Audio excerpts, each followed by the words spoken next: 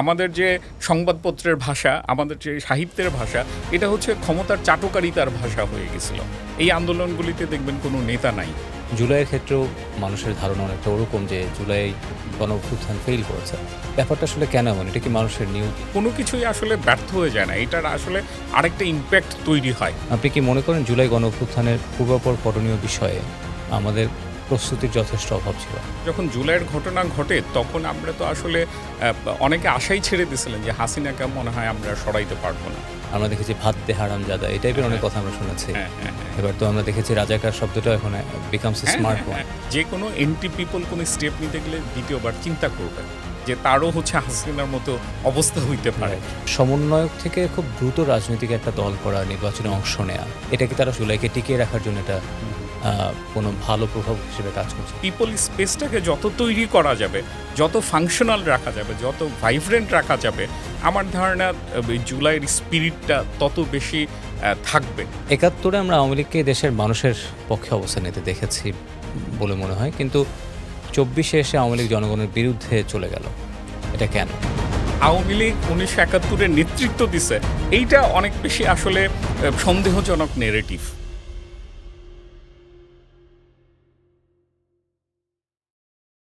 সালামু আলাইকুম। পার্সপেক্টিভের নিয়মিত আয়োজন টক টু পার্সপেক্টিভের বিশেষ এপিসোড জুলাই স্পেশালে আপনাদের সবাইকে আমন্ত্রণ জানাচ্ছি। আমরা আজ কথা বলবো জুলাইয়ের ভিন্ন পাঠ নিয়ে। নির্ধারিত বিষয়ে আলোচনা করবার জন্য আমাদের সাথে স্টুডিওতে যুক্ত হয়েছে ইমরুল হাসান, কবি ও রাজনৈতিক সমালোচক। সম্মানিত আলোচককে আমাদের সাথে স্টুডিওতে সময় দেওয়ার জন্য পার্সপেক্টিভ ম্যাগাজিনের পক্ষ থেকে আন্তরিকভাবে শুভেচ্ছা এবং অভিনন্দন জানাচ্ছি। সালামু আলাইকুম। ওয়ালাইকুম আসসালাম। কেমন আছেন? জি, ভালো। আমরা আজকে কথা বলবো জুলাইয়ের ভিন্ন পাঠ নিয়ে। জুলাইটাকে তো আসলে অনেকে অনেকভাবে এক্সপ্লেইন করছে। আমরা আপনার কাছ থেকেও বেশ কিছু অ্যাঙ্গেল থেকে বিষয়গুলো জানবার এবং বোঝার চেষ্টা করব। আমি প্রথমে জানতে চাই, গত দেড় যুগে আমরা অনেকগুলো গণঅভ্যুত্থানের সাক্ষী হয়েছে।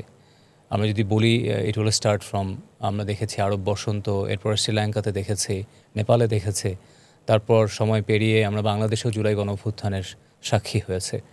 এই যতগুলো গণঅভ্যুত্থান হয়েছে সেখান থেকে বাংলাদেশে যে জুলাই গণঅভ্যুত্থান হয়েছে সেটার আসলে ভিন্নতা কোথায় এবং কেন?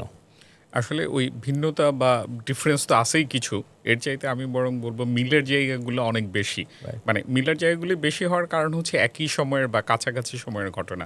আপনি যদি দেখেন যে ১৯ শতকে যেসব বিষয় নিয়ে আলাপ হইতো, যেসব বিষয় নিয়ে সারা বিশ্বে আন্দোলন হইছে, সেটা একই রকম ১৯৬০-এ যেরকম হয়েছে মিল আছে, বা 90s-এ যেসব হয়েছে।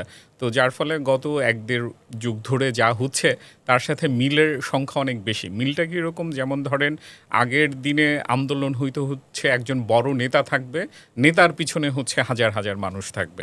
এই আন্দোলনগুলিতে দেখবেন কোনো নেতা নাই, মানুষ পিপল নিজেই নেতা হয়ে উঠতেছে। এর ভিতর থেকে হয়তো কোনো নেতা তৈরি হচ্ছে, এইটা একটা ব্যাপার। যে একটা মাস আপরাইজিং হচ্ছে উইদাউট এ লিডার, এইরকম একটা ব্যাপার। তারপরে হচ্ছে যে দেখবেন কোনো না কোনো সোশ্যাল কজ থেকে জিনিসটা স্পার্ক করতেছে। তারপরে হচ্ছে যে এটা একটা পলিটিক্যাল মুভমেন্ট আকারে সামনে আসতেছে। তো এইটা দেখবেন যে এই ভার্সনগুলিকে কপি করার চেষ্টা করে। মানে ৩৬শে জুলাইয়ের পরেও অনেকগুলো এরকমের চেষ্টা করা হচ্ছে আর কি। কিন্তু এইগুলি তো আসলে প্ল্যান করা হয় না। এই জিনিসগুলি এই রকমের মিলগুলি আছে। তো মিলের বাইরে যদি অমিলের কথা বলেন, আমি দেখি যে অমিলটা হচ্ছে এন্ডিংয়ের জায়গাটাতে। বিভিন্ন জায়গাতেই যেটা হয়েছে যে দেখা গেছে কোনো পলিটিক্যাল গভর্নমেন্ট গিয়ে ফর্ম করছে, বা হচ্ছে নতুন একটা পলিটিক্যাল পার্টি গঠন হয়েছে, ওরা গিয়ে সরকার গঠন করছে এরকমের, বা হচ্ছে যে বিপ্লবী পার্টি হইতে গিয়ে আসলে জিনিসটা ভচকায় গেছে, কিছুই হয় নাই। কিন্তু বাংলাদেশের ক্ষেত্রে যেটা হয়েছে ঠিক একদম ওই যে ৩৬শে জুলাইয়ের পরেই ৫ই আগস্টের পরে ৮ই আগস্ট যে সরকারটা গঠন হয়েছে, সেখানে কিন্তু ক্ষমতা কাঠামোর মধ্যে যারা ছিল, মিলিটারি একটা পার্ট হিসেবে ছিল, পলিটিক্যাল দলগুলি একটা পার্ট হিসেবে ছিল, স্টুডেন্টরা যারা এই আপরাইজিংয়ের ফ্রন্ট লাইনে ছিল ওরা একটা পার্ট হিসেবে ছিল। তো দেখা গেছে যে নানান একটা পাওয়ার এজেন্সিগুলির মধ্যে এক ধরনের সহ অবস্থানের ভিতর দিয়ে একটা পাওয়ার স্ট্রাকচার তৈরি হয়েছে। আমার মনে হয় যে এইটা একটু ডিফারেন্ট। এইটা আসলে সবাই ইনিশিয়ালি এটা খারাপ মনে হইতে পারে যে আসলে তো কি হইলো, ক্ষমতার ভাগাভাগিই হইলো শেষ পর্যন্ত। কিন্তু আমি দেখি যে এই যে ক্ষমতার ভাগাভাগি হয়ে একটা প্লেস তৈরি হওয়া, একটা ফাউন্ডেশনের দিকে আগায় নাই, কিন্তু আমি দেখি যে এখানে যেই কারণে অনেকে ধারণা করতেছিল যে জুলাই পরবর্তী সময় প্রচুর লোক মারা যাবে। Right. আওয়ামী লীগও ভয় পাচ্ছিল কিন্তু যে হাজার হাজার লোক খুন করে ফেলবে, কিন্তু এই ঘটনাগুলি কিন্তু ঘটে নাই। এটা না ঘটার ভালো খারাপ দুই দিকই আছে, কিন্তু আমি দেখি যে জুলাই আপরাইজিংয়ের ডিফারেন্সটা হচ্ছে এইটা, এন্ডিংটা আমি মনে করি অন্য শ্রীলঙ্কাতে যা হয়েছে, নেপালে যা হয়েছে তার চেয়ে ডিফারেন্ট কিছু হয়েছে। এখন এই ডিফারেন্ট কিছু হওয়াটা বেটার হয়েছে না খারাপ হয়েছে সেটা হয়তো আরও সময় গেলে আমরা বুঝতে পারবো, কিন্তু আমার মনে হয় ডিফারেন্সের জায়গাটা হচ্ছে এন্ডিংটা। ওকে, রাজনৈতিক বিশ্লেষকদের একটা বেশ বড় সংখ্যক মনে করেন যে আরব বসন্ত ফেল করেছে, কিন্তু প্র্যাকটিক্যালি যদি আমরা দেখি যে আরব বসন্ত হওয়ার আগের আরব এবং পরের আরবের মধ্যে কিন্তু আসলে বেশ কিছু ভিজিবল এবং ইনভিজিবল চেঞ্জেস মানুষ এক্সপিরিয়েন্স করেছে। জুলাইয়ের ক্ষেত্রেও মানুষের ধারণা অনেকটা ওরকম যে জুলাই গণঅভ্যুত্থান ফেল করেছে। এখানে মানুষ তার প্রত্যাশা পূরণ করতে পারছে না, বা তারা যে স্বপ্নটা তারা দেখেছে সেটা তারা ভিজিবলি দেখতে পাচ্ছে না। ব্যাপারটা আসলে কেন এমন? এটা কি মানুষের নিয়তি, নাকি এর সাথেও কোনো রাজনৈতিক কার্যকারণ সম্পর্কিত আছে কিনা? আচ্ছা, আমার প্রথম কথা হচ্ছে যে আসলে কোনো কিছুই পুরোপুরি ব্যর্থ হয়ে যায় না আর কি। যেমন ধরেন আমার খুব একটা ইন্টারেস্টিং আন্দোলনের একটা উদাহরণ হচ্ছে 1968-এর প্যারিসে একটা স্টুডেন্ট আপরাইজিং হয়েছিল, এবং আমার ধারণা ওইটার ভিতর দিয়ে হচ্ছে ট্রেডিশনাল যে কমিউনিস্ট আন্দোলন ওইটার আসলে সমাপ্তি ঘটে, কিন্তু ওইটা একটা বিশাল রকমের একটা ইন্টেলেকচুয়াল যে রেভলিউশন সেটাকে ইন্সপায়ার করছিল আর কি। মানে ইন্টেলেকচুয়ালরা তখন পিপলের কাতারে নাইমা আসছিলেন, তো এটা রেভলিউশন হিসেবে খুবই ব্যর্থ। তো এরকম হয়েছে কি যে কোনো কিছুই আসলে ব্যর্থ হয়ে যায় না, এটার আসলে আরেকটা ইম্প্যাক্ট তৈরি হয়। মানে আমাদের এখানেও দেখেন 24-এর যে ঘটনাটা ঘটছে, এর আগে তো হচ্ছে 2018 কোটা সংস্থার আন্দোলন, ওইটা তো ব্যর্থ হয়েছে। তারপর নিরাপদ সড়ক আন্দোলন, ওগুলি তো ব্যর্থ হয়েছে। তো এই ব্যর্থতার ভিতর দিয়ে আসলে নতুন আরেকটা জায়গা তৈরি হয়েছে। তো সুতরাং কোনো আন্দোলন ব্যর্থ হয়ে গেছে, কোনো কিছুই চেঞ্জ হয় নাই, আমি এটা দেখি যে অনেক বেশি হচ্ছে মানে কি বলবো যে ওইটাকে মানে করতে রিকগনাইজ না করতে পারার একটা সমস্যাও আর কি। মানে আরেকটা জিনিস হচ্ছে যে মানুষ যখন একটা কিছুতে পার্টিসিপেট করে তখন তো ভাবে যে আসলে অনেক কিছু চেঞ্জ হবে, কিন্তু যে কোনো চেঞ্জই আসলে এত সহজের ব্যাপার না, বা এত অল্প সময়ের ব্যাপার না। আপনি যে কোনো কিছুই করেন একটা কিন্তু সময় লাগবে, 6 মাস, 1 বছর, 2 বছর। আমি দেখি যে আসলে ওই স্ট্রাকচারাল যে চেঞ্জগুলি তৈরি হওয়ার কথা সেইগুলি তৈরি হইতে পারতেছে কিনা, মানে ওই জায়গাটাও হয়তো গ্লুমি এখনও, কিন্তু আমরা হয়তো আরও সময় গেলে বুঝতে পারবো যে এটার ইম্প্যাক্টটা কী হয়েছে। কিন্তু আপনি যেটা বললেন যে আসলে কিছু না কিছু চেঞ্জ তো হয়ই, মানে মানুষের ভিতরে, মানে মানুষের মন মানসিকতায় যে পুরো এক্সপেকটেশন সেটা হয়তো তারা খুব ইনস্ট্যান্টলি দেখতে চান, যেটা হয়তো কোনো বৈপ্লবিক সরকার আসলে মেবি হয়তো কখনো কখনো পসিবল। মানে এইটা আমি দেখি যে মানে দুনিয়ার হিস্ট্রিতেই যত বৈপ্লবিক ঘটনা ঘটতে গেছে, আমি আসলে মানে আমি দেখি যে এইটার টু মাচ প্রাইস পে করতে হয়েছে পিপলকে। এই কারণে আমি একটু স্কেপটিক্যাল এটার ব্যাপারে। করা যাবে না তা না, কিন্তু ধরেন বাংলাদেশে অনেক কিছু করা যাইতো, কিন্তু হচ্ছে মুশকিল হয়েছে কি যারা করবে, মানে আপনি যখন একটা আপরাইজিং হচ্ছে, একটা বিপ্লব হচ্ছে, তখন হচ্ছে পুরো পিপল হচ্ছে এটার মধ্যে থাকে, কিন্তু যখন এটা একটা শেষ হয়, ধরেন একটা ধাপ অর্জন হইল, হাসিনা পালায় গেল, আওয়ামী লীগকে খেদানো গেল, তারপরে কিন্তু হচ্ছে পুরা পিপল তো আর সরকারে পার্টিসিপেট করতে পারবে না, পুরা পিপল তো আর ডিসিশন নিতে পারবে না। তখন হয় কি একটা গ্রুপ অফ পিপলই রিপ্রেজেন্টেটিভ আকারে হচ্ছে সামনে আসে, এবং এই গ্রুপটা কখনোই পিপল ওরিয়েন্টেড হয় না, প্রো পিপল হয় না। আমাদের যদি ব্যর্থতার জায়গা বলেন, আমি দেখি যে যেই গ্রুপটা জুলাইয়ের পরে আসলে ক্ষমতায় আসছে, এরা আসলে ফুললি প্রো পিপল ছিল না, যার ফলেই অনেক কিছু করা যায় না। এই যে রিপ্রেজেন্টেশনের জায়গাটা, যে কোনো বিপ্লব বলেন, আপরাইজিং বলেন, তারপর তো একটা রিপ্রেজেন্টেশন আপনাকে চুজ করতে হবে। তো সেই রিপ্রেজেন্টেশনটা কিভাবে ফাংশন করবে, মানে আওয়ামী লীগ সরকারের স্ট্রাকচারটাই তো রয়ে গেছে, সরকারে বলেন, বলেন। আমি তো ওই যে জুলাইয়ের যারা আহত ছিল, যারা শহীদ ছিলেন, ওনাদেরকে নিয়ে যারা কাজ করছেন তাদের অনেকের সাথে কথা হয়েছে। ওনারা হচ্ছে আমলা, সচিবালয়, চিকিৎসক, এদের কাছ থেকে তো সহায়তা পান নাই, কারণ ওনারা হইতেছে ওই পজিশনগুলিতে বসে আছে। এখন ওনাদেরকে ধরে ধরে তো আপনি মেরে ফেলতে পারেন না। মানে বিপ্লবী সরকার হইলে যদি সেটাই করতো, মানে সেটাও যে খুব ভালো কিছু হইতো তা তো না, কিন্তু জিনিসগুলিকে কিভাবে আগায় নিয়ে যাওয়া হবে এই রিপ্রেজেন্টেশনের জায়গাটা আমার মনে হয় যে ঠিকমতো আমরা এক্সিকিউট করতে পারি নাই, যেই কারণে হচ্ছে এক্সপেকটেশন অনুযায়ী রেজাল্টগুলি আসে নাই। কিন্তু কখনোই আসবে না সেটা না। আমরা তো এখন আমি যেটা বুঝি যে যে কোনো গভর্নমেন্ট, যে কোনো এন্টি পিপল কোনো স্টেপ নিতে গেলে দ্বিতীয়বার চিন্তা করবে যে তারও হচ্ছে হাসিনার মতো অবস্থা হইতে পারে। তো সুতরাং চেঞ্জেসটা সবসময় ভিজিবল চেঞ্জ হবে তা না, মানে ইনভিজিবলও থাকে জায়গা থাকবে। রাইট। যে কোনো গণ আন্দোলন মানেই আমরা দেখি সেখানে সব ক্লাসের মানুষ আসলে পার্টিসিপেট করে। আমরা যদি খেয়াল করি দেখব সেখানে লেখক সাহিত্যিকরা তারা ন্যারেটিভ তৈরি করেন, তারা নতুন নতুন ভাষা নির্মাণ করেন, বুদ্ধিজীবীরা তারা তাদের জায়গা থেকে কাজ করেন, পলিটিক্যাল লিডার্সরা প্ল্যাটফর্ম রেডি করেন, স্টুডেন্টসরা তারা তাদের জায়গা থেকে মুভমেন্ট করেন। কিন্তু দিন শেষে যেটা দেখা যায় যে কোনো গণ আন্দোলনের পরে বা যে কোনো গণ আন্দোলনে সবচেয়ে বেশি রক্ত ঝরে যাদের, তারা হলো সাধারণ মানুষ। বাট কোনো একটা গণ আন্দোলন সফল হওয়ার পরে তাদেরকে আমরা খুঁজে পাই না, তাদেরকে নিয়ে কোনো কথা হয় না, কোনো আলোচনা হয় না। আমরা কেন যেন আমাদের কাছে মনে হয়েছে যে লেখক কিংবা সাহিত্যিক বা কবিরা এই মেহনতি মানুষের ভাষা হয়ে উঠতে পারছে না। এটা কেন? এর সাথে কি রাজনৈতিক এবং সাংস্কৃতিক কোনো বোঝাপড়ার সম্পর্ক আছে কি? আমার ধারণা এখানে একটা মানে গ্রসলি কিছু মানে ভুল ধারণা এখানে আছে। আমরা হচ্ছে কবি সাহিত্যিক বুদ্ধিজীবীদেরকে গ্লোরিফাই করি। মানে যেমন ধরেন একটা কথা আছে যেন আগে কবি সাহিত্যিকরা চিন্তা করে, বুদ্ধিজীবীরা চিন্তা করে, তারপর হচ্ছে পিপল এটাতে পার্টিসিপেট করে। আমি এটা মনে করি না, যে বরং আমি মনে করি যে পিপলের যে কালেকটিভ কনসাসনেস সেটা সবসময় বাংলাদেশের ক্ষেত্রে অন্তত আগায় থাকে। মানে আমরা যখন 1971-এ যুদ্ধটা হয়েছে তখন বাংলাদেশ ধারণা কীরকম হবে এটা কবি সাহিত্যিকরা আসলে ইমাজিনই করতে পারে নাই। মানে ওনারা ধরতেই পারে নাই পিপল সাইকিটাকে, মানে পিপলের এক্সপেকটেশনের জায়গাটাকে। এবং 24-এর ক্ষেত্রেও কম বেশি তাই হয়েছে বা তাই হইতে যাচ্ছে আর কি। কারণ হইতেছে কি, আপনি হিস্টোরিক্যালি যদি দেখেন কবি সাহিত্যিকদের রোল কিন্তু সবসময় প্রো পিপল ছিল না। ওনারা হচ্ছে রাজসভায় থাকতেন, রাজা বাচ্চাদের হচ্ছে মানে সুখ্যাতি করে হচ্ছে কাব্য রচনা করতেন, এরকম হয়েছে। এবং পরবর্তীতে যেটা হয়েছে, ওনারা কিন্তু ডমিনেন্ট ক্লাসকেই হচ্ছে এন্টারটেইনমেন্ট করার কাজে ব্যস্ত ছিলেন। এর বাইরে মানে এক্সেপশনাল ঘটনা যে ঘটে না তা না, যখনই ঘটছে ওনারাই তখন হচ্ছে বড় বড় সাহিত্যিক হয়ে উঠছেন। যেমন ধরুন কাজী নজরুল ইসলামের কথা বলেন, উনি তো হচ্ছে প্রো পিপল একজন সাহিত্যিক ছিলেন। এরকম যারা গ্রেট আর্টিস্ট আর কি, ওনারা হচ্ছে মানে কি বলবো প্রফেশনালি সাউন্ড থাকার পরেও প্রো পিপল হইতে পারছেন। কিন্তু আমাদের বাংলাদেশে এরকম একটা শিল্পে সাহিত্যের জায়গা আছে যে আপনাকে যদি গুণী শিল্পী হইতে হয়, বড় শিল্পী হইতে হয়, আপনাকে যেন পিপলের কাছ থেকে ডিটাচড হইতে হবে। তো এইটাও আসলে আরও বেশি কন্ট্রিবিউট করছে বাংলাদেশের ক্ষেত্রে।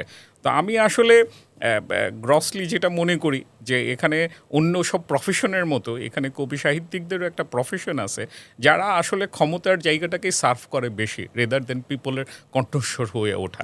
এইটা সবসময় আসলে খুব অল্প কিছু লোকজনই হয়। এবং এইটা যারা হইতে পারেন দেখা যায় যে তাদেরকে মানুষজন মনে রাখে। কিন্তু এজ এ মানে মানে কি বলবো গ্রুপ, ওনারা খুব বেশি প্রো পিপল হন, এইটা একটু ভুল ধারণাই আমার ধারণা। আমরা যে এক্সপেক্ট করে রাখি যে কবি সাহিত্যিকরা এটাকে গ্লোরিফাই করবে যখন এর একটা ইকোনমিক বেনিফিট থাকবে, সোশ্যাল বেনিফিট থাকবে, যখন পাওয়ার স্ট্রাকচারকে এটা সার্ভ করতে থাকবে, তখন দেখবেন যে ধীরে ধীরে এটা তৈরি হচ্ছে আর কি। মানে যেমন সাধারণ মানুষের একটা কমন জায়গা থেকে মানুষ, ইভেন আমি যদি নিজেও চিন্তা করি যে when I think about একজন কবি, একজন সাহিত্যিক, then I always remember or I think, আমার চোখের সামনে ভেসে ওঠে নজরুলের কথা। সো হোয়াট উই থিঙ্ক, আমরা মনে করি কবি মানেই হলো he has to be like Nazrul Islam, something like that. So মানে ওই জায়গাটা মানুষ হয়তো ওই ছবিটাই তাদের সামনে আসলে আঁকবার চেষ্টা করে। এরকম দু একজন হয়ে ওঠেন আমার ধারণা, এরকম দু একজন, ওই দু একজনকে দিয়ে হয়তো মানুষ বাকিদেরকেও জাস্টিফাই করতে চায় যে মেবি তারাও এরকম হবে। হ্যাঁ। কিন্তু আপনি যদি দেখেন ওই যে অন্য যে কোনো প্রফেশনে যেরকম হয় 80-90টা লোক আসলে ক্ষমতার পারপাসে সার্ভ করে, 80-90 জন কবি সাহিত্যিক আসলে ক্ষমতাকেই তোষামোদ করতে চায়। এর মধ্যে এক্সেপশন তৈরি হয় আর কি, কিন্তু ওভারঅল ওই এক্সপেকটেশনটা আসলে সোশ্যাল পাওয়ারের সাথেই অনেক বেশি রিলেটেড। যেই কারণে আমরা সাধারণের কণ্ঠস্বর পাই না তা না, বরং যাদের মধ্যে এটা থাকে তারাই দেখা যায় যে ভবিষ্যতে গিয়ে কবি সাহিত্যিক হিসেবে রিকগনাইজড হইতে পারেন। এইরকম একটা জায়গা আছে আমরা আর আমরা কি। মানে আন্দোলনের ভাষা নিয়ে যেহেতু কথা বলছিলাম, আমি আরও একটু বেশ কিছু কমপ্লিমেন্টারি বিষয় জানতে চাই। সেটা হচ্ছে যে সাধারণত আন্দোলনের সময় মানুষের মনের যে আবেগ, অনুভূতি, দুঃখ, কষ্ট, প্রত্যাশা সব কিছু আমরা দেখেছি কবি সাহিত্যিকদের কবিতা, গান এগুলোই মানুষের ভাষা হয়ে ওঠে যে কোনো আন্দোলনের সময়। বাট আমরা এক্সেপশনালি এবার জুলাই গণঅভ্যুত্থানে যেটা দেখেছি যে আমরা সচরাচর যে শব্দগুলোকে খুব নেগেটিভলি দেখি, সহজ কথা যেগুলোকে আমরা খারাপ শব্দ মনে করি, সেগুলোই কেন যেন এবার আন্দোলনের ভাষা হয়ে উঠেছে, মানুষ অ্যাকসেপ্ট করেছে। কেন এটা, এবং ভাষার এই যে রূপান্তর, এটাকে আসলে আপনি কীভাবে দেখেন? না, এটা তো খুব ভালো প্রশ্ন আর কি। মানে যেটা হচ্ছে কি, মানে আপনাকে ভাষার ভিতর দিয়ে আটায় ফেলা হয়, আপনাকে ন্যারো ডাউন করে ফেলা হয় যে এই কথা আপনি বলতে পারবেন না, এই চিন্তা আপনি করতে পারবেন না। আপনি মনে থাকবে হয়তো, বা অনেকেরই এক্সপিরিয়েন্স আছে, ওই 2018-র পরে 19, 20, 21-এর দিকে আপনি হচ্ছে হাসিনার সমালোচনা করতে পারতেন না, আপনি হচ্ছে বিএনপির পক্ষে কথা বলতে পারতেন না, আপনি জামাত নিয়ে কথা বললে আপনি জঙ্গি হয়ে যেতেন। তো এই রকমের তো ভাষার মধ্যে একটা বাউন্ডারি তৈরি করা ফেলা হয়েছিল, একটা কন্ট্রোল এস্টাবলিশ করা হয়েছিল। তো সেটাকে যখন আপনি ওভারকাম করে যাইতে যাচ্ছেন, তখন তো আপনাকে আসলে হার্শ হইতে হচ্ছে, আপনাকে আরও বোল্ড হইতে হচ্ছে। আর ভাষার একটা প্রক্রিয়া আমি দেখি যে আপনি যদি দেখেন, ভাষা সবসময় হচ্ছে নিচের দিকে যায় বা গণমানুষের দিকে যায়। আপনি ওই ল্যাটিন থেকে হচ্ছে, ল্যাটিন থাকে না, ইংলিশ হয়ে গেছে, এখানে হচ্ছে সংস্কৃত থাকে না, প্রাকৃত চলে আসছে। মানে যেটা পিপলের ভয়েস হয়ে ওঠে, পিপলের ভাষা হয়ে ওঠে, এইটা পরবর্তী সময়ের সাহিত্যের ভাষা হয়ে ওঠে। বরং একটা সময়ের যেটা সাহিত্যের ভাষা থাকে, সেটা ওই কন্ট্রোল মেকানিজমের কারণে এটা আসলে ডেড হয়ে যায়, কারণ এটার মধ্যে আর পিপলের পার্টিসিপেশন থাকে না। যখনই সাহিত্য ভাষা বলে একটা কিছু পিপলের উপর চাপায় দেওয়ার চেষ্টা হয়, তখন পিপল কিন্তু সেটাকে রিজেক্ট করে। আপনি দেখবেন যে এইটা আর ওই ভাষাতে আপনি আর কথা বলতে পারেন না, যেটা কোট আনকোট সাহিত্য ভাষা বা প্রমিত ভাষা। ওখানে কথা বলতে গেলে এখন দেখবেন যে হাস্যকর লাগে, ওটা ফানি মনে হয়। আর আপনি এগুলি দিয়ে মিনিং আর তৈরি হয় না, মানে যেহেতু এটাকে একবার পিপলের সাথে কানেক্ট তৈরি, আর হচ্ছে যে এইটা হচ্ছে যেমন ধরেন এক ধরনের ডিসকানেকশনও তৈরি করে।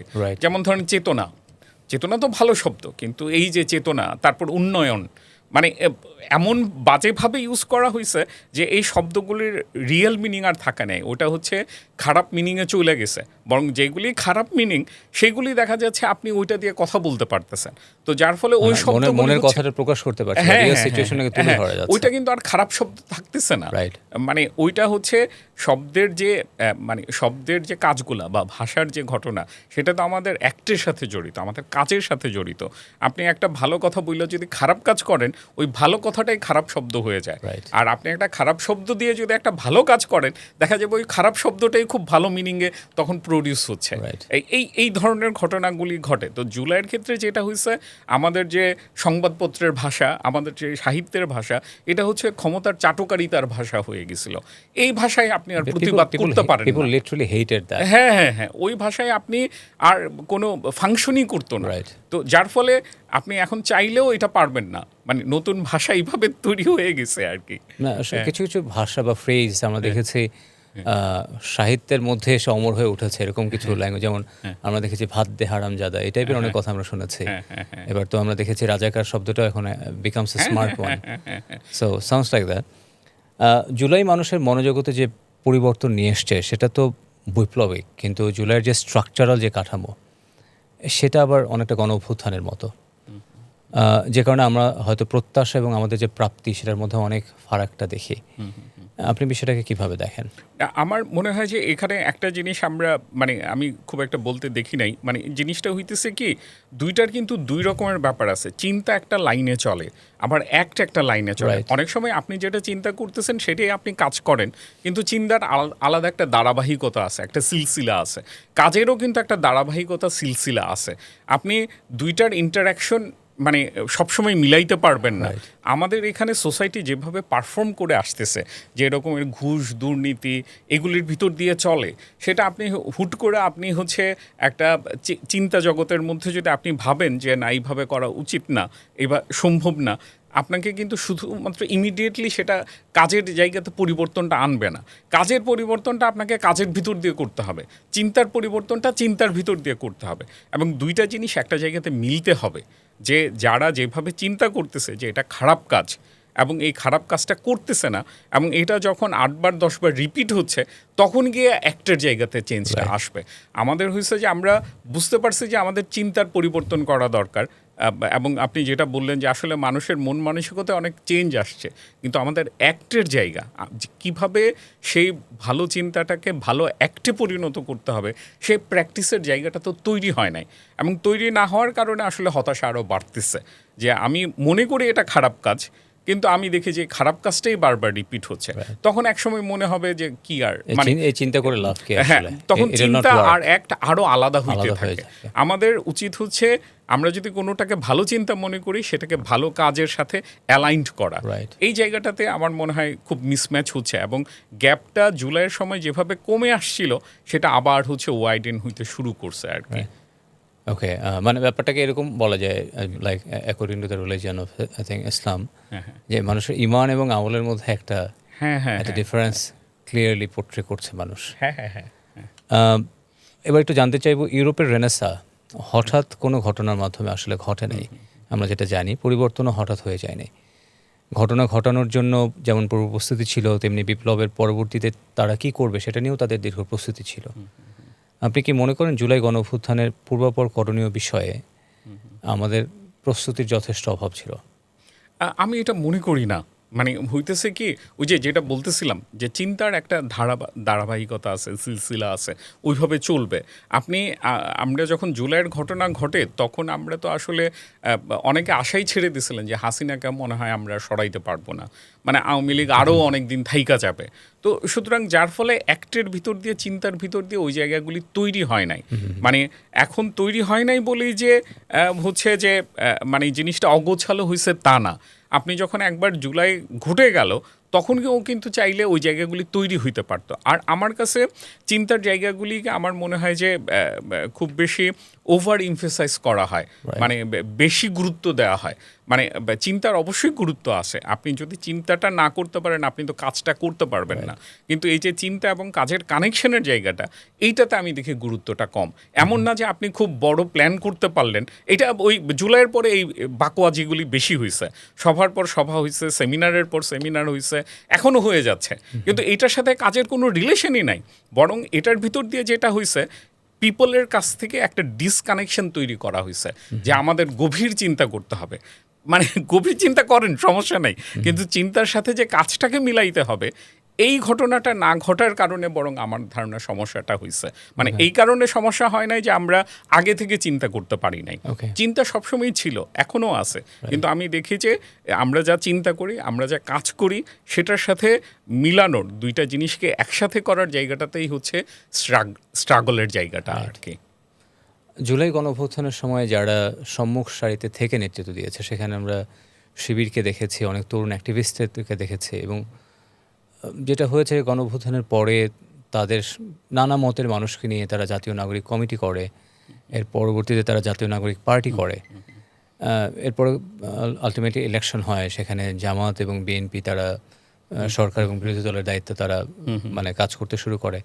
বাট তারপর আমাদের কাছে মনে হয় যে জুলাইয়ের সবচেয়ে লেজিটিমেট শক্তিটা হয়তো জাতীয় নাগরিক পার্টি।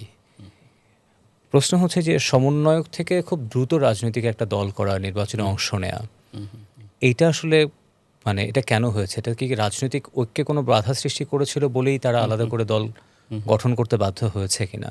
এটা কি তারা আসলে পরবর্তীতে করলে ভালো হতো, নাকি আর্লি করাটাই তাদের জন্য আসলে বরং জুলাইকে টিকিয়ে রাখার জন্য এটা কোনো ভালো প্রভাব হিসেবে কাজ করছে? আপনি কি মনে করেন? আমি আসলে এটাতে মানে উল্টাটা মনে করি। আমি মনে করি ওনারা একটু দেরি করে ফেলছেন, মানে আরও তাড়াতাড়ি দলটা গঠন করা দরকার ছিল। এবং জুলাই শুধু একটা দল না, আরও 2-3টা দল হইলে ভালো হইতো। মানে হয়েছে কি যে একটা যখন ওই বিপ্লবের জায়গাটা আসে, যখন গণঅভ্যুত্থানের জায়গাটা আসে, তখন নানান রঙের মানুষ, নানান মতের মানুষ, নানান ধরনের মানুষ হচ্ছে একসাথে হন, একসাথে হয়েই কিন্তু জায়গাটা হয়।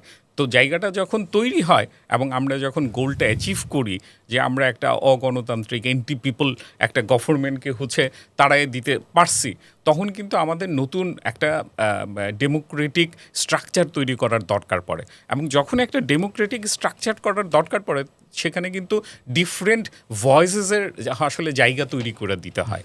তো সেখানে আমি মনে করি যে ওই এনসিপি অনেক দেরি করে ফেলছে, দলটা 1 বছর লাগছে ওদের মোটামুটি তৈরি করতে। এটা ইমিডিয়েট পলিটিক্যাল অ্যাকশনে যাওয়া উচিত ছিল যে ঠিক আছে আমরা একসাথে করছি, এখন আমরা হচ্ছে এইভাবে দল করতে যাচ্ছি। যত বেশি ওনারা ইনক্লুড করতে পারতেন তত ভালো, কিন্তু একটা দল তো আসলে পুরা গণ অভ্যুত্থানের আসলে রিপ্রেজেন্টেটিভ হয়ে উঠতে পারে না। এখানে তো অবশ্যই অন্যান্য লোক আছে যারা আসলে সরে গেছে, তো ওনারা সবাই মিলে যদি হচ্ছে যে আসলে ডিফারেন্ট ফোর্সেস তৈরি করতে পারতেন। যেমন ধরেন আপনি এটা খুব টের পাবেন হচ্ছে বিএনপির এই ইলেকশন জিতা দিয়ে যারা এখন মন্ত্রী হয়েছে, যারা এখন এমপি হয়েছে, এদের এই 300 এমপির মধ্যে আপনি 40-50 জন পাবেন কিনা সন্দেহ, যারা জুলাইয়ের সাথে ছিল। এখানে ইয়াং পিপুলরা আসতে পারতো, বিএনপির মধ্যে আসতে পারতো। জামাতেরও যদি এজ দেখেন, এরা 50-60 আমার ধারণা এইজ গ্রুপের লোকজন, কিন্তু যদি আন্দোলনে দেখেন ছিল কিন্তু হচ্ছে মানে 20-25-30 বছরের লোকজন। ওনারা কিন্তু বিএনপির মধ্যেও এখনও স্ট্রং অবস্থানে যাইতে পারেন নাই, জামাতের মধ্যেও যাইতে পারেন নাই। এনসিপিতে ওনারা আসছেন কিছু লোক, কিন্তু এটাও হচ্ছে এখনও সংগঠিত হইতে পারে নাই। আমি এইভাবে দেখি যে আমি মনে করি যে জুলাইয়ের পলিটিক্যাল পার্টি এই জায়গাটা স্ট্রংলি আসে নাই এখনো, মানে এবং ওনারা এই জায়গাটাকে তৈরি করতে এখনো হেসিটেট করতেছেন, মানে নানানভাবে হচ্ছে যে জায়গাটা ফরমেশনের ডিলে হচ্ছে। আমার ধারণা বিএনপির ভিতরেও যদি ইয়াং গ্রুপটা ক্ষমতায় আসে, জামাতের মধ্যেও যদি ওই যারা জুলাইয়ের সাথে অ্যাসোসিয়েটেড ওই গ্রুপটা যদি আসলে যত বেশি পার্টি ক্ষমতার কাছাকাছি আসতে পারবে, তত জুলাইয়ের জায়গাগুলি আরো স্ট্রং হবে। মানে আমার মনে হয় যে এইটাতে যারা আসলে অ্যাক্টিভলি পার্টিসিপেট করেছে, মানে regardless the age and experience, we should give them priority. আপনি দেখেন যে ওই 20-30 বছর কাউরে নমিনেশনই দেওয়া হয় নাই। মানে আমি এটা খুব খেয়াল করতেছিলাম যে 25 থেকে ধরেন 35, মানে জামাতের দেখেন, বিএনপির দেখেন কয়জনকে দিচ্ছে। মানে ওনারা তো ওই রিপ্রেজেন্টেশনটাকে সরাই ফেলছে, মানে খুব স্ট্রাকচারাল ভাবে জুলাইকে আসলে এলিমিনেট করা হয়েছে। বাট লিডারশিপের সামনে সেখানে ম্যাচুরিটির একটা ব্যাপার থাকে না। ম্যাচুরিটি তো এখন ওই যে আগে যেমন আমরা ভাবতাম যে একজন লিডার ছাড়া কোনো আন্দোলন হবে না, এখন তো আমরা দেখতে পাচ্ছি এটা ছাড়া হয় না। আসলে ম্যাচুরিটি এইগুলিও একটু মানে টু সাম এক্সটেন্ট ঝামেলার জিনিস। আমরা মনে করি সচিব হইতে হইলে ভারিক্কি হইতে হবে, কিন্তু আপনার যেটা দরকার ম্যাচুরিটি তো অবশ্যই দরকার। আপনাকে হচ্ছে ওই ক্ল্যারিটি থাকতে হবে, একটা ডিসিশন মেকিং পাওয়ার থাকতে হবে। এইটা যে আর আসলে 30 বছরে হয় না, তার 60 বছরেও হয় না। মানে এইটা হচ্ছে অনেক ক্যাপাবিলিটি গ্রো করে। Experience has a great connection with decision making and leading capacity. হ্যাঁ, এইজের একটা মানে পজিটিভ ইম্প্যাক্ট তো আছেই। মানে যেই লোকটা ধরেন 25 বছর বয়সে যেটা জানে, পার্টিসিপেশনটা আমার মনে হয় যে আরো বাড়লে তখন জিনিসটা মানে জুলাইয়ের যে স্পিরিটটা সেটা হয়তো আরো বেশি রিফ্লেক্টেড হইতো, স্ট্রাকচারাল চেঞ্জগুলি আরো বেশি দ্রুত আসতো। এইটা আমি মনে করি যে পলিটিক্যাল পার্টি সিস্টেমের মধ্যে দিয়েই জুলাইকে অনেক বেশি ইলিমিনেট করা হয়েছে। এখানে যদি এনসিপি একটা পাওয়ারফুল দল হয়ে উঠতে পারে, তখন এটা বিএনপি এবং জামাত ওরাও এই চাপটা ফিল করবে যে আমাদের আসলে এই জায়গাটা দরকার।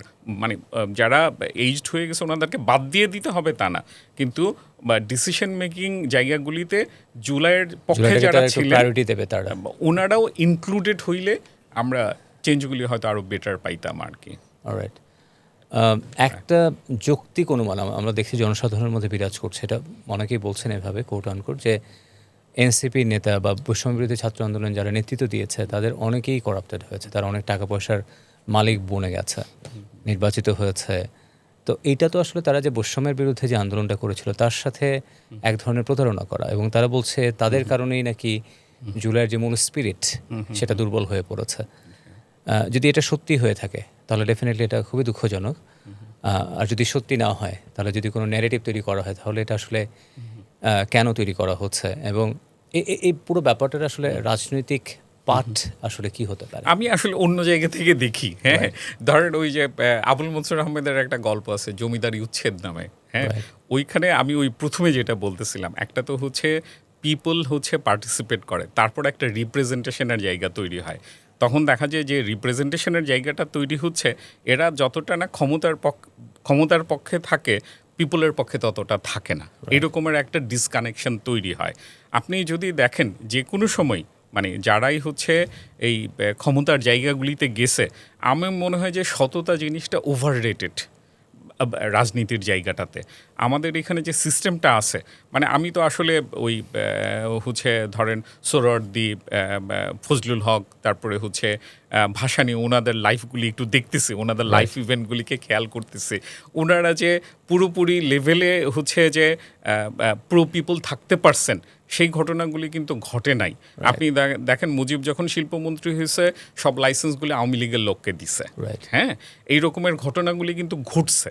মানে বরং আমি দেখি জুলাইয়ের পরে যেটা হয়েছে, নতুন কোনো ধনিক শ্রেণী তৈরি হয় নাই। বিএনপির জনপ্রিয়তাটা কিভাবে হইল দেখেন, আওয়ামী লীগ আমলে বাকশালের সময় হচ্ছে সব কিছু পাবলিক সরকারিকরণ করা হয়েছিল। তো জিয়াউর রহমান আয়শা করলেন কি, ওইগুলি হচ্ছে প্রাইভেটাইজেশন করে দিলেন, মালিকদের হাতে ছেড়ে দিলেন। তখন এই মালিক পক্ষ করলো কি, ওনারা দেখলো যে জিয়াউর রহমান তো ওনাদের জন্য ভালো করছেন, ওনারা বিএনপিতে কন্ট্রিবিউট করা শুরু করলেন। আপনি আওয়ামী লীগের যখন তৈরি হয়েছে পাকিস্তান আমলে, তখন দেখবেন এই যারা সরকারি লাইসেন্স নিছে, যারা হচ্ছে গভর্নমেন্ট অফিসিয়ালে নিয়োগ পাইছে বাঙালি হিসাবে, ওনারা হচ্ছে আওয়ামী লীগের মেন ফোর্স হয়ে উঠছে। মানে আপনার ইকোনমিক্যালি এটাকে এখন আপনি করাপশন বলবেন, সুবিধা নেওয়া বলবেন, মানে এই রকমের একটা ইকোনমিক ফরমেশনের জায়গা তৈরি হয়। মানে পলিটিক্যাল স্ট্রেংথ তৈরি করার জন্য ইকোনমিক স্ট্রেংথ তৈরি করে দেওয়া। মানে আপনি মানে বাংলাদেশের ক্ষেত্রে হয়েছে কি, আপনি এমন কোনো বড় ব্যবসায়ী পাবেন না যারা পলিটিক্যালি বেনিফিটেড না। আবার এমন কোনো পলিটিক্যাল নেতা পাওয়া খুব মুশকিল যারা হচ্ছে ইকোনমিক্যালি বেনিফিটেড না। এখানে পলিটিক্স এবং মানে ইকোনমিক্সের এই জায়গাটা এবং ইভেন কালচারাল জায়গাটা, এটা তো খুব একটা সিন্ডিকেশনের ভিতর দিয়ে চলে। এবং যখনই একটা আপরাইজিং হয়, যখন একটা রেজিম চেঞ্জ হয়, পাকিস্তান আমলে নতুন একটা গ্রুপ তৈরি হয়েছে, 1971-এর পর একটা নতুন গ্রুপ তৈরি হয়েছে, হ্যাঁ, বিএনপির পরেও একটা নতুন ফরমেশন তৈরি হয়েছে। বরং আমি দেখি যে 24-এর পরে ওই ফরমেশনটা ঠিকঠাক মতো তৈরি হইতে পারে নাই। এবং যেহেতু তৈরি হইতে পারে নাই, এই জায়গাটাতে ওনারা সাফার করতেছেন। মানে এটা সততা বা অসততার প্রশ্ন না। মানে আমি দেখি যে এটাকে অন্য একটা লেন্সে আমাদেরকে দেখতে হবে, যে পলিটিক্যাল পাওয়ার কিভাবে ইকোনমিক পাওয়ারের সাথে কোলাবোরেশনের ভিতর দিয়ে একটা পলিটিক্যাল পার্টি তৈরি করে। বাংলাদেশে যে মেজর পলিটিক্যাল পার্টিগুলি তৈরি হয়েছে, দেখবেন ক্ষমতার কোনো সাহায্য ছাড়া এটা তৈরি হয় না। আওয়ামী লীগ তৈরি হয়েছে যখন 1954-তে ক্ষমতায় আসছে, বিএনপি তৈরি হয়েছে যখন জিয়াউর রহমান 4-5 বছর ক্ষমতায় আসছেন, জাতীয় পার্টিও কিন্তু হচ্ছে ওই সময়টাতে তৈরি হয়েছিল। কিন্তু ওনারা প্রো ইন্ডিয়ান ফোর্স হইতে গিয়ে আসলে হারায় গেছেন আর কি। কিন্তু এই যে পার্টি ফরমেশন, এইখানে এনসিপি হয়তো অনেক কিছু করতে পারতো, একটা ইকোনমিক ট্রান্সপারেন্সি যদি অ্যাচিভ করতে পারতো, সেটা ওনাদের জন্য ভালো হইতো। এইটা ওনারা পারেন নাই। তো সুতরাং এখানে তো ওনাদের ব্যর্থতা আছে। কিন্তু আমার মনে হয় এই জায়গাটাকে সততা বা অসততার সাথে দেখতে যাওয়াটা, এইখানে আসলে পলিটিক্যাল গেমই অনেক বেশি রেদার দেন আসলে নৈতিকতা। এইটা হচ্ছে আমার অবজারভেশন আর কি। মানুষ হয়তো পলিটিক্যাল যেই তাদের যে স্বার্থ আছে সেটাকে হাসিল করবার জন্য এটাকে একটা অন্য লেন্স থেকে তারা দেখবার চেষ্টা করছে। 71-এ আমরা আওয়ামী লীগকে দেশের মানুষের পক্ষে অবস্থান নিতে দেখেছি বলে মনে হয়, কিন্তু 24-এ এসে আওয়ামী লীগ জনগণের বিরুদ্ধে চলে গেল। এটা কেন? স্বৈরতান্ত্রিক মানসিকতা কি তাদের আসলে ডিএনএতেই ছিল, নাকি সময়ের সাথে তাদের অবস্থানের পরিবর্তন হয়েছে? না, আমার মনে হয় ডিএনএতেই ছিল। মানে এটা হচ্ছে 1971-এ আপনি যদি দেখেন, আমি খুব দেখার চেষ্টা করতেছিলাম, 1970-এ তো ইলেকশন হইল, ইলেকশনে তো 300 এমপি জিতলো। আপনি 300 এমপির মধ্যে কয়জন এমপি আসলে মানে যুদ্ধে পার্টিসিপেট করছিল আপনি পাবেন না। কয়জন মারা গেছিল, খুব বেশি হইলে 15-20 জন পাবেন। তো বাকি 285 জন কই গেল? মানে ওনারা কি করলো? তো মানে ওই যে আওয়ামী লীগ 1971-এর নেতৃত্ব দিছে, এইটা অনেক বেশি আসলে সন্দেহজনক নেরেটিভ। এটা গ্লোরিফাই করা হচ্ছে। এটা তো একটা মিলিটারি ওয়ার ছিল। আপনি চিন্তা করেন, ধরেন ওই শেখ মুজিব পাকিস্তানিদের সাথে হচ্ছে সারেন্ডার করে চলে গেল। এই মুহূর্তে ধরেন জিয়াউর রহমান ওই রিভোল্ট বলে হচ্ছে যুদ্ধ ঘোষণা না করলেন, মানে মিলিটারি ব্যারাকে পুলিশে হচ্ছে আক্রমণ করা, ওরা রিভল্ট করা না শুরু করলো, তাইলে কি আসলে মুক্তিযুদ্ধ কদ্দূর হইতো, কীরকম হইতো, কিভাবে হইতো? তো এবং হচ্ছে 11টা সেক্টরে হচ্ছে যুদ্ধটা হইছে। এখানে তো মিলিটারি ওয়ার ছিল, এখানে নর্মাল পিপল পার্টিসিপেট করছে।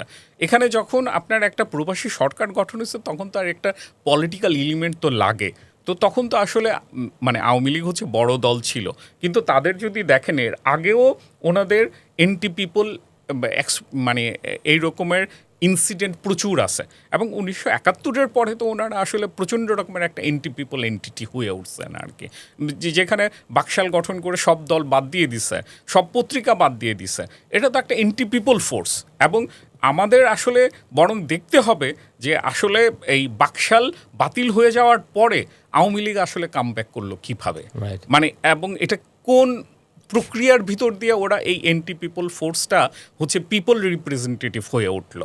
এবং এখানে আপনি কবি সাহিত্যিক কালচারাল এস্টাবলিশমেন্টের একটা বড় রোল পাবেন। ওই যে এবং এই ঘটনাগুলি ঘটতে শুরু করবে দেখবেন 1980-81-82-র দিক থেকে আর কি। তো সুতরাং আওয়ামী লীগ আমার ধারণা এন্টি পিপল একটা ফোর্সই ছিল, এবং ওরা একটা clear cut anti people force হয়ে উঠছিল 1971-এর পরে, এবং পরবর্তীতে এদেরকে আসলে মানে একটা গণতান্ত্রিক লেবাস দিয়ে দেওয়া হয়েছে আর কি। এবং এইটার ভিতর দিয়ে ওনারা ধীরে ধীরে আবার সেই পুরোনো বাকশালেই ফিরে গেছেন আর কি। মানে 2007-এর পর থেকে 2013-র পর থেকে যেটা হচ্ছে ওনারা যত দিন গেছে তত তো আরও আসলে ফ্যাসিস্ট মানে এবং এন্টি পিপল একটা ফোর্স হয়ে উঠছেন। তো সুতরাং ওনারা যে এটা হবেন এইটার একটা হিস্ট্রি এখানে আসেই আর কি। তো সুতরাং মানে এটা খুব না মানে সারপ্রাইজ হওয়ার ঘটনা না, বরং আমাদের বোঝা উচিত যে এটা কিভাবে আমরা ঘুরতে দিলাম এতদিন, এবং ওই জায়গাটাকে যদি আমরা আইডেন্টিফাই না করি এবং ওই জায়গাটাকে যদি আমরা ইলিমিনেট না করতে পারি সোসাইটির ভিতর থেকে, মানে তাইলে আসলে তো মানে তখন গিয়ে আমরা বলতে পারবো যে আমরা আসলে তেমন কোনো চেঞ্জ আনতে পারি নাই। এই জায়গাটা একটা লেভেলে থাইকেই যাবে, কিন্তু এটা কালেকটিভ কনসিয়াসনেসের মধ্যে নিয়ে আসাটা আমি মনে করি আমাদের কাজ আর কি। আমরা আলোচনা শেষ করব। সর্বশেষ আপনার কাছে যেটা জানতে চাই, 24 নিয়ে আপনার কোনো মতামত আছে কিনা? আমার মতামতটা হচ্ছে যে যদি 24-এর ঘটনাটা খেয়াল করেন, ফেসবুকের ভিতর দিয়ে, ইন্টারনেটের ভিতর দিয়ে, মাঠে ময়দানে যেটা হয়েছে, পিপল স্পেস একটা তৈরি হয়েছিল। আপনি দেখবেন যে এর আগে ওই আওয়ামী লীগের ভয়ে, গোয়েন্দাদের ভয়ে কথা বলা যেত না ফেসবুকে, কিন্তু যখন ওই আবু সাঈদের শহীদের ঘটনাটা ঘটলো, 16-17 তারিখের ঘটনা ঘটলো, তখন হাজার হাজার লাখ লাখ লোক কিন্তু কথা বলতে শুরু করলো, হাজার হাজার লাখ লাখ লোক হচ্ছে রাস্তায় নেমে গেল। এই যে পিপল স্পেসটা তৈরি হইল, এটা আমি দেখি যে হচ্ছে জুলাইয়ের কন্ট্রিবিউশন। এবং আমাদের পলিটিক্যাল দল হোক যেটাই হোক, এই পিপল স্পেসটাকে যত তৈরি করা যাবে, যত ফাংশনাল রাখা যাবে, যত ভাইব্রেন্ট রাখা যাবে, আমার ধারণা জুলাইয়ের স্পিরিটটা তত বেশি থাকবে। এবং এইটা আমাদের উচিত হচ্ছে এই যে জুলাইয়ের ভিতর দিয়ে আমরা একটা পিপলস স্পেস তৈরি করতে পারছি, সেটাকে আসলে ইনট্যাক্ট রাখা, ভাইব্রেন্ট রাখা, এবং এখানে আসলে অপারেট করতে পারা। এটা যদি করতে পারি তাইলে আসলে বাংলাদেশে এন্টি পিপল ফোর্সগুলি আসলে ইলিমিনেট হইতে থাকবে, তাদের গুরুত্ব হারাইতে থাকবে আর কি। আমরা শেষ করছি আলোচনার মধ্যে দিয়ে। আপনাকে অনেক ধন্যবাদ আমাদের সাথে স্টুডিওতে সময় দেওয়ার জন্য। জুলাইকে আমরা ভিন্নভাবে দেখবার চেষ্টা করেছি, আমাদের আশা, প্রত্যাশা, আমাদের ব্যর্থতা, সবগুলো বিষয় আমরা তুলে ধরবার চেষ্টা করেছি। আমাদের সাথে স্টুডিওতে আজকে সময় দেওয়ার জন্য পার্সোনালের পক্ষ থেকে আবারও ধন্যবাদ জানাচ্ছি। থ্যাঙ্কস আপনাদেরকে আমাকে ডাকার জন্য। Thank you very much. আমরা শুনছিলাম জুলাইয়ের ভিন্ন পাঠ নিয়ে ইমরুল হাসান ভাইয়ের সাথে বিভিন্ন দৃষ্টিভঙ্গি থেকে, বিভিন্ন অ্যাঙ্গেল থেকে আলোচনা। আমরা আশা করছি আলোচনা যারা শুনেছেন শুরু থেকে, they will enjoy it. July নিয়ে আমাদের অনেক কল্পনা আছে, অনেক প্রত্যাশা আছে, এটা খুবই বাস্তব, খুবই স্বাভাবিক। কারণ এই আন্দোলনটা আমাদের পাশের বাড়ির কোনো ভাই, আমার নিজের কোনো আত্মীয়, ছোট ভাই, বড় ভাই, বোন, তাদের রক্তের বিনিময়ে পাওয়া একটা জুলাই। সুতরাং আমরা প্রত্যেকেই স্বপ্ন দেখি, প্রত্যাশা রাখি যে একটা কাঙ্ক্ষিত যে পরিবর্তন আমরা দেখি, সেটা যেন আমরা খুব দ্রুত আমাদের দেশে এস্টাবলিশ করতে পারি। সেই প্রত্যাশা এবং সেই স্বপ্ন পূরণে আমাদের অনেক বাধা আছে, অনেক সম্ভাবনাও আছে। তার সবগুলো বিষয়ে আলোচনা করেছি। আমাদের যে বাধাগুলো আছে, যে দুর্বলতাগুলো আছে, সেগুলো কাটিয়ে উঠে আমাদের সম্ভাবনাগুলোকে কাজে লাগিয়ে জুলাইকে টিকিয়ে রাখতে হবে বাংলাদেশের স্বার্থে, এদেশের জনগণের স্বার্থে, শত শত শহীদের এবং পঙ্গু হওয়া মানুষের রক্তের মূল্য দিতে। আপনাদের সাথে আবারও দেখা হবে। আল্লাহ হাফেজ।